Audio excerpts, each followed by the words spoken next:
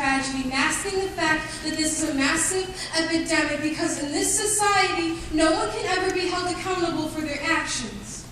In this society, we thrive off of bringing other people down, shredding them until they're pieces like those pencil shavings on your desk. Blow them to the ground and stepping on them as you leave, never looking back on what you just did.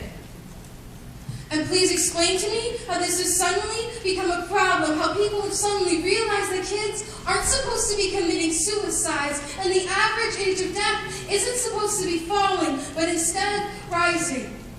Please explain to me when asking for help stops being a cry for attention from another dramatic teenager and starts being acknowledged. Facebook statuses are the new battleground. Twitter fights are no laughing matter. Trash-talking anons on Tumblr are no longer gray faces. And we never realize that the weapons are the string of hate words we can spin together. And casualties are measured by how long your story can stick around in the news for.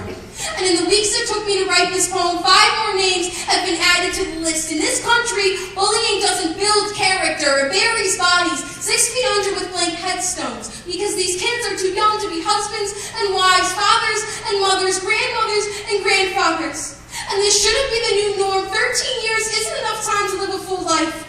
And please excuse me if I'm not very impressed for the one day, out of the 1 month, out of the year that we get to sit and think about what we've done, when all the while we're still adding names to this list. And I'm so sick of these defenses based on fake psychological diseases for free passes for killers to walk free. There is no medical diagnosis for hate. And this is the part in the poem where poets produce answers, but I don't have any. I don't know how to make people realize that words have worth, so use them wisely. Because you don't know if your words will be the reason that girl or that boy becomes the next isolated tragedy.